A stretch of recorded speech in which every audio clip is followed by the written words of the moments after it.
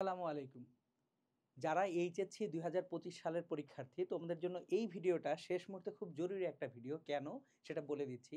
সবাই তোমাদেরকে পড়ালেখা কিভাবে করতে হবে সেটা বলে। কিন্তু শুধু পড়ালেখা দিয়ে কিন্তু সাকসেস আসে না। পড়ালেখার পাশাপাশি কিছু রুলস রেগুলেশনস মেইনটেইন করতে হয়, যেটা তোমাকে সাফল্যের দিকে অনেক বেশি এগিয়ে নিয়ে যাবে। সো এই ভিডিওটা আমি শুধু তোমাদেরকে না, আমি বলবো তোমরা তোমাদের আব্বু-আম্মুকে নিয়ে একসাথে দেখো। সো চলো, আমি একেবারে শুরু করব যেখান থেকে, সেটা হচ্ছে পড়ালেখা সংক্রান্ত করণীয় কি? এই মুহূর্তে তোমাদের পড়ালেখা সংক্রান্ত ১ম করণীয় নতুন কোনো কিছু পড়তে পারবা না। কারণ যা পড়ার পড়ে ফেলছো। এখন এই মুহূর্তে এসে নতুন করে কোনো কিছু পড়ার নাই। সংজ্ঞা সূত্র আগে রিভিশন করবা। কারণ হচ্ছে সংজ্ঞাগুলা থেকেই এমসিকিউতে আসে। আবার এই সংজ্ঞাগুলা লিখতে হয়। অনুধাবনমূলক প্রশ্নগুলো আমরা ঠিকমতো পারি না। তারপর সূত্র ভুলে যাই। সো এগুলার দিকে কেয়ারফুল বেশি হতে হবে। সূত্রগুলো লেখা বারবার। বোর্ড প্রশ্ন এবং উত্তর আগে রিভিশন করা। যে প্রশ্নগুলি কখনোই বোর্ডে আসে নাই সেগুলো নিয়ে এখন খুব বেশি পেরেশান হওয়ার আর সময় নাই। এইবার আসবো লাইফস্টাইল সংক্রান্ত করণীয়। মানে শুধু তো পড়লে হবে না, পড়ার পাশাপাশি নিজেকে সুস্থ রাখতে হবে। আর সুস্থ রাখার জন্য প্রথম যে কাজ, সুষম পরিমিত খাদ্যাভ্যাস। জাঙ্ক ফুড কোনোভাবেই খাওয়া যাবে না, জাঙ্ক ফুডটাকে পরিপূর্ণভাবে অ্যাভয়েড করতে হবে। ঘুম, এইটা খুব জরুরি। পরিমিত ঘুম না হলে কিন্তু মাথা কাজ করবে না। প্রশ্ন কেমন হবে, গার্ড কঠিন হবে না সহজ হবে, এই টাইপ যে সকল প্রশ্নের উত্তর আপনার আমার কারো কাছে নাই, সেই রকম দুশ্চিন্তা অযথা করা যাবে না, পরিহার করতে হবে। এই ৪ নাম্বার পয়েন্টটা খুব ইম্পর্টেন্ট। এইটা কোনোভাবেই করা যাবে না। পরীক্ষার হল থেকে বের হয়ে দোস্ত তোর কতটা হইছে, তোর কতটা হইছে, ওর কয়টা হইছে সেটাতে আপনার কি লাভ? বা আপনার যদি কোনোটা ভুল হয়ে থাকে সেটা হয়ে গেছে, এটা তো আর রিকভার করতে পারবেন না। সুতরাং পরীক্ষার হল থেকে বের হয়ে কোশ্চেনটাকে ভাঁজ করেন, পকেটে রাখেন, বাসায় এসে কোশ্চেনটাকে রেখে দেন। ক্লিয়ার? আব্বু-আম্মুর জন্য, যারা প্যারেন্টস আছেন তাদের জন্য, আপনার বাচ্চা পরীক্ষাটা দিয়ে দিছে। আজকে প্রশ্ন দেখেন আর না দেখেন, ওর রেজাল্ট চেঞ্জ হবে না। সো প্রশ্ন দেখার দরকার নাই। কারণ যদি একটা ভুল বের হয়, আল্লাহ না করুক, সে তখন কিন্তু পরবর্তী পরীক্ষার একটা টেনশনে পড়ে যাবে। তার উপরে একটা মেন্টাল প্রেশার চলে আসবে। পরিপূর্ণরূপে আল্লাহর উপরে বিশ্বাস করতে হবে। কারণ পরিশ্রম যেমন 100%, রিজিকও 100%। রিজিকে না থাকলে আমি পাবো না।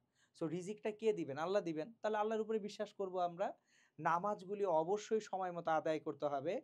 এই মুহূর্তে না, সবসময়ই। পরীক্ষার আগের দিন কি করতে হবে? নাম্বার 1, পরীক্ষার আগের দিন ঘুম প্রচণ্ড ভালো হইতে হবে। অনেকেই একটা ধারণা করে, সেটা হচ্ছে আজকে রাত কাঁপায়া পড়ে ফেলি, কালকে পরীক্ষা দিয়ে এসে ঘুমাবো। আল্লাহ না করুক, কালকেই পরীক্ষার হলে যেয়ে যদি মাথা ঘোরা, তারপর হচ্ছে দুর্বলতা, এই জিনিসগুলো আসে, পরীক্ষাও গেছে। সো কোনোভাবেই পরীক্ষার আগের রাত্রে অল্প ঘুমানো যাবে না। ঘুমাইতে হবে বেশ পরিমিত পরিমাণ। মিনিমাম ৬ ঘন্টা। এখন কিন্তু বর্ষাকাল, সুতরাং বৃষ্টি হইতে পারে। বৃষ্টি হলে ঢাকা শহর না, সাধারণভাবে যে কোনো শহরে দেখা যায় জ্যাম লেগে গেছে, তারপর হচ্ছে দেরি হচ্ছে, হাতে যথেষ্ট সময় নিয়ে বের হতে হবে। আমি ১ ঘন্টা আগে পরীক্ষার হলের সামনে যেয়ে বসে থাকবো, সমস্যা তো নেই। কিন্তু রাস্তায় যে টেনশন করব, সেই টেনশনে কিন্তু পরীক্ষার প্রস্তুতিটাই নষ্ট হয়ে যাবে। সুতরাং সময় নিয়ে বের হতে হবে এবং অবশ্যই বৃষ্টির প্রস্তুতি নিতে হবে। ৩ নাম্বার পয়েন্টটা, এই যে বন্ধুদের সঙ্গে পরীক্ষার হলে ঢোকার আগে কথা বলাই যাবে না। কেন? দেখা গেল এক বন্ধু এসে বলল, "দোস্ত এটা পড়ছিস?" ওই মুহূর্তে হয়তোবা আপনি ওটা নিয়ে চিন্তা করতেন না। কিন্তু ওই যে বন্ধু এসে গুতা দিল, মাথার মধ্যে ওটা ঢুকে গেল। পরীক্ষার প্রিপারেশন খারাপ হবে। পরীক্ষার হল থেকে বের হয়ে প্রশ্ন আর না দেখা। এটা একটু আগেও বলছি যে কোনোভাবেই আমরা পরীক্ষার হল থেকে বের হয়ে প্রশ্ন দেখব না, বন্ধু-বান্ধব ডিসকাস করব না প্রশ্ন নিয়ে। বাসায় চলে যাব, বাসায় চলে যেয়ে পরবর্তী পরীক্ষার জন্য মানসিক প্রস্তুতি গ্রহণ করতে শুরু করব। এতক্ষণ স্টুডেন্টদের জন্য করণীয় বললাম। এইবার আব্বু-আম্মুদের করণীয় কি? আমি রিকোয়েস্ট করব সকল প্যারেন্টসকে এই জিনিসগুলো একটু মেইনটেইন করার চেষ্টা করবেন। নাম্বার 1, পরিবেশ খুব ইম্পোর্টেন্ট একটা ফ্যাক্টর। বাসার পরিবেশ যদি পড়ালেখা বান্ধব না হয়, বাচ্চা-কাচ্চার কখনোই ভালো ফলাফল আনা সম্ভব না। সুতরাং যে কোনো মূল্যে বাসার পরিবেশটাকে একটু আমরা স্বাভাবিক রাখার চেষ্টা করব। বাসায় উত্তেজক পরিবেশ আমরা সৃষ্টি না করি। সকল বাসায়ই কম বেশি চিল্লাচিল্লি হয়। তাহলে একটু পরীক্ষার্থীর সামনে চিল্লাচিল্লিটা না করে আমরা দরকার হলে দরজা বন্ধ করে আলাদা চিল্লাচিল্লি করি। ২ নাম্বারটা, আমরা আসলে শুনতে চাই না, ভাল লাগে না। কিন্তু এইটা বাচ্চাদের প্রেশার সৃষ্টির জন্য একটা বড় কারণ। ওই যে আমি সবসময় বলি পাশের বাসার আন্টি ফ্যাক্টর। কাজকর্ম নাই, সারাদিন কে কি করলো না করলো এসব নিয়ে কথাবার্তা।